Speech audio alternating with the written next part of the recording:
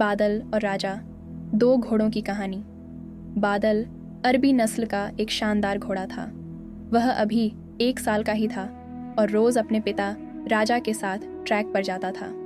राजा घोड़ों की बाधा दौड़ का चैंपियन था और कई सालों से अपने मालिक को बेहतर घुड़सवार का खिताब दिला रहा था। बादल भी अपने पिता राजा की तरह बनना चाहता था, लेकिन इतनी ऊंची ऊंची और कठिन बाधाओं को देखकर उसका मन छोटा हो जाता और वह सोचने लगता कि वह कभी अपने पिता की तरह नहीं बन पाएगा। एक दिन जब राजा ने बादल को ट्रैक के किनारे उदास खड़े देखा तो बोला, क्या हुआ बेटा, तुम उदास क्यों खड़े हो?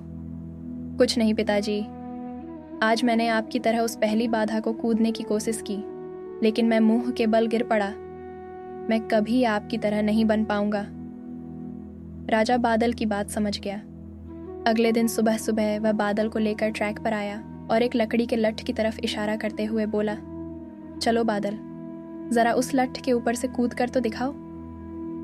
बादला हंसते हुए बोला, क्या पिताजी, ये तो बहुत आसान है।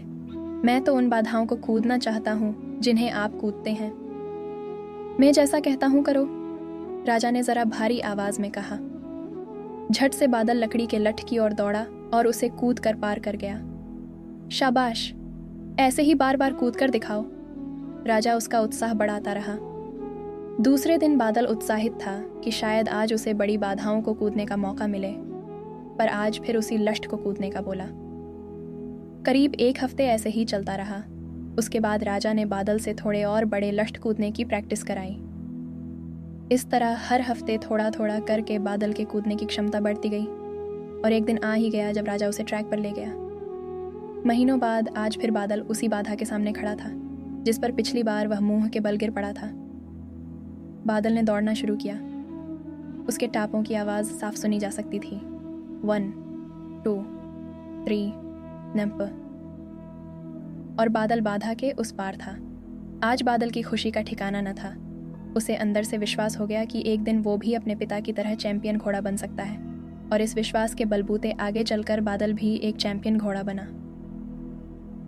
सीख: बहुत से लोग सिर्फ इसलिए लक्ष्य प्राप्त नहीं कर पाते क्योंकि वो एक बड़े चैलेंज को छोटे छोटे चैलेंज में बांट नहीं पाते।